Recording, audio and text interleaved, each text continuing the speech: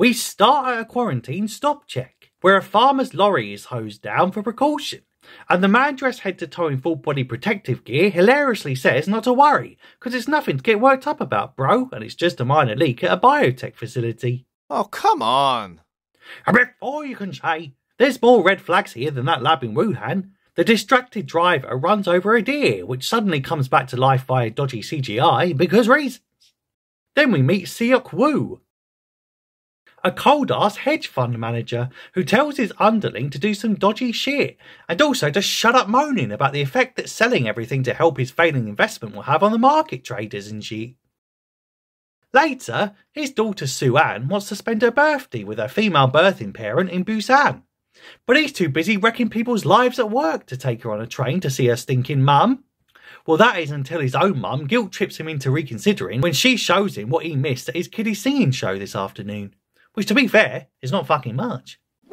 Oh, Lady Gaga, she definitely ain't. Anyway, he totally cucks and takes her down to Seoul to get on the train already.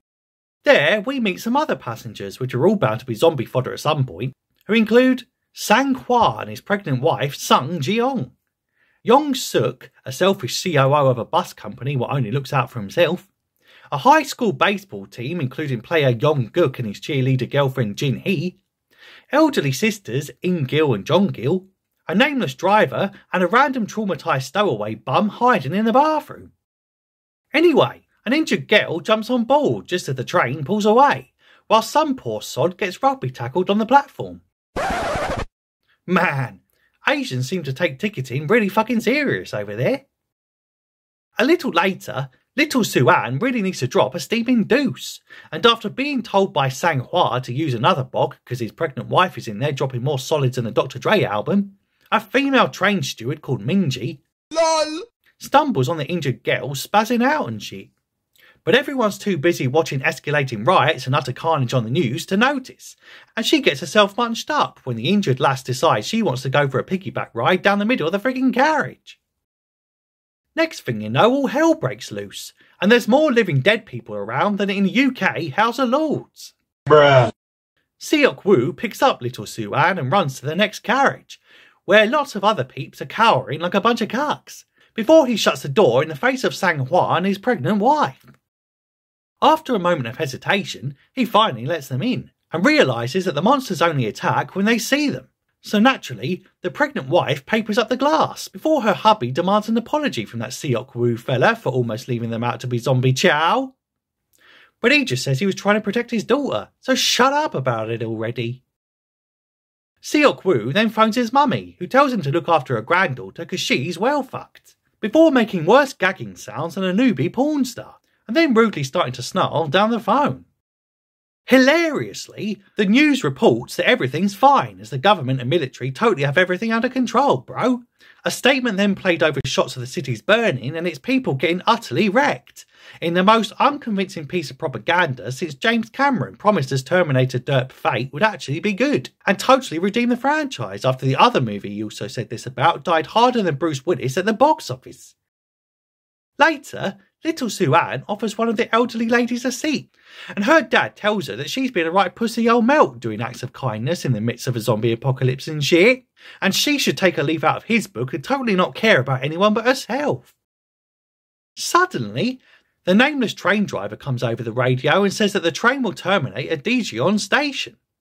So Seok Woo phones up his insider buddy and begs him to give him tips on how to avoid the quarantine when they get to the city. So he says go to the East Square, and not the main square like those other city plebs will probably do.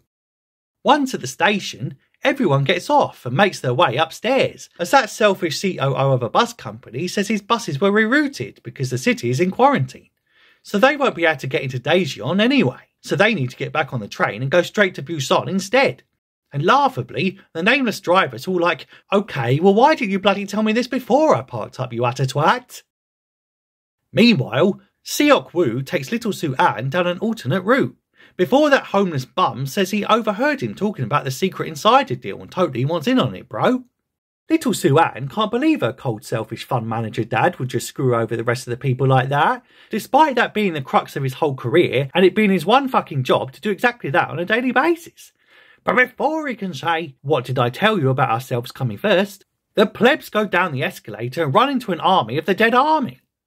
Naturally, they all try to do a bigger 180 than Piers Morgan approaching a vegan buffet table, before Seok Woo runs into his army contact who's totally lost control of the quarantine and promptly gets turned by super zombies what move at a higher frame rate. Or Zamshi.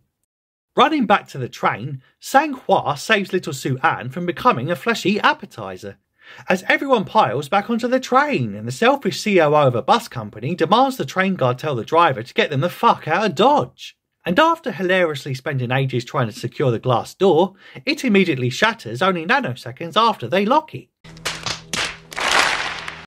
Seok Woo, Sang-hwa and a random baseball player called Jong-guk manage to catch up to the departing train and also pick up a handy riot shield in the process.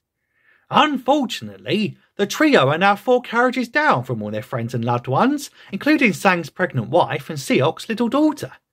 And naturally, there's a fuck ton of zombozos between them. So my man Young Ji whips out his Woody. Steady. And they all wrap up their arms with tape and shit, before charging into the first carriage like friggin' madmen. Luckily, they get through pretty unscathed, but Young Ji is paralysed like a riot melt when he sees that the next car is filled with his bloodthirsty teammates. So Sang-hwa moves in to smack a bitch up, before they enter a tunnel which makes the brain-dead zombies more lost and confused than Joe Biden at one of his own speeches. But unlike Joe Biden at one of his own speeches, they get through that one pretty easily.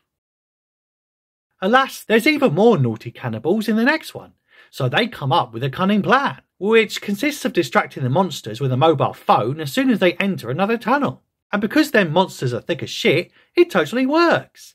And the trio of lovable scamps meet back up with their loved ones, as Sang-hwa caresses his wife's cheek, while Seok Woo just gives his kid a nod and says, "Alright, girl?" And to be fair, she doesn't look that bothered to see him herself.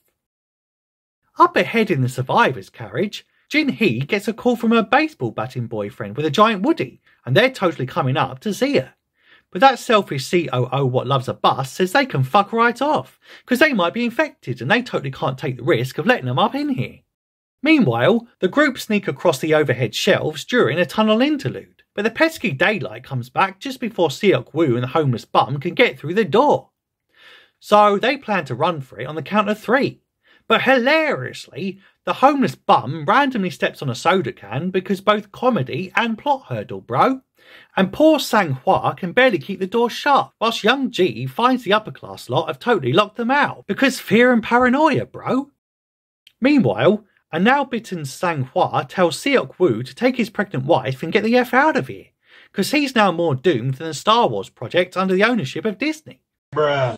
And so he dies as Seok Woo breaks through the door.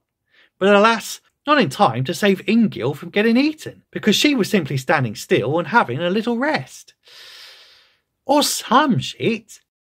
Naturally, Seok Woo strangles that selfish bus guy what just got Sang-hwa killed and left his unborn child daddyless.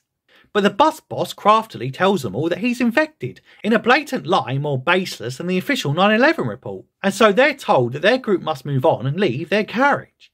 And as the mob turns on them, they indeed move up ahead, which is lucky, as the shell-shocked grieving John Gill wants to be with her sister, and so totally opens the door and lets all the hungry zombozos in. Later, Seok Woo bonds with his daughter, now he's mellowing out a bit, and she says she practiced that song for him, so it totally sucked that he missed it, but then asks if he'll stick around now. Naturally, he just nods, but totally doesn't answer. Also later, he's in the bogs, calling his underling, who confesses that this outbreak started at Yeosung Biotech, and they totally lie to investors to buy shares in it. He then looks super guilty, though how that implies that the zombie apocalypse is anything to do with them, I don't know. Meanwhile, the nameless driver announces that the track is blocked up ahead, so he needs to go get another train, and thus they need to transfer ASAP.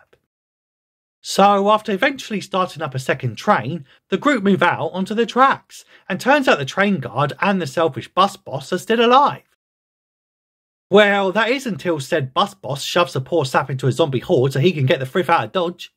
But suddenly, another train what's totally on fire smashes into the other carriages, blocking off the passage from our man Young Ji in his bucktooth floozy, who immediately gets bit when the bus boss chucks her into a zombie what's totally following him like a bad smell, and unable to live in this cruel world without his Asian-y bae, he lets her give him one last kiss, though this time with her bare fucking teeth.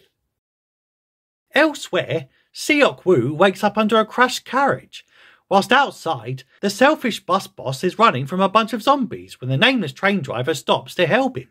But the selfish bus boss repays his kindness by totally throwing him to the monsters. And it looks like it's curtains for the nameless kind-hearted do-gooder what just wanted to drive trains to their final destination. Unfortunately, the bus boss still gets bit though, but manages to jump on board. Meanwhile, Seok-woo finds an escape route, but zombies break through the window. So the homeless bum sacrifices himself to hold them off so the pregnant wife and little Soo-an can escape. Man, I wish more street bums were this nice. Most just give me evil looks and call me a stingy twat when I put some spare shrapnel of copper in their cups.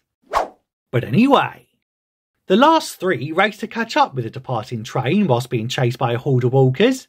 Well, runners more like. Where once on board, they come face to face with a veiny Asian, who seems to have reverted back to a childlike state because reasons, and begs for his mummy before becoming a rabid nutter hungry for sexy Korean flesh. AKA your standard BTS fan.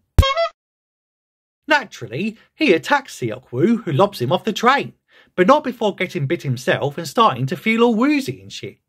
With not much time left, he musters up just enough energy to totally patronise a pregnant woman about which lever looks more like the brake. Bruh. And she should totally pull it when she thinks it's safe and wants to stop.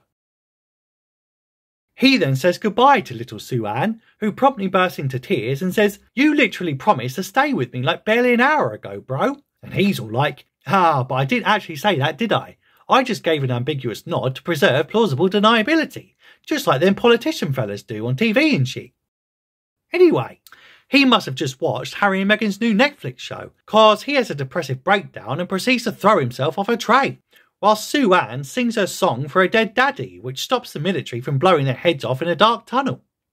And before you can say, should we worry about what the heck the filmmakers did to get that small child into such a raw emotional state, we cut to the end credits, because that's totally it. That's the plot and that's your lot. Though my favourite part was the zombie deer at the beginning, implying that animals can become relentless savage monsters in this movie's universe.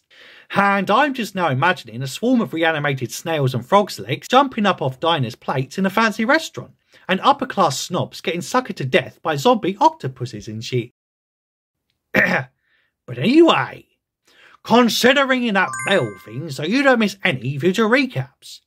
Tell me if you like this flick in the comments if you have time, and I'll see you in the next one.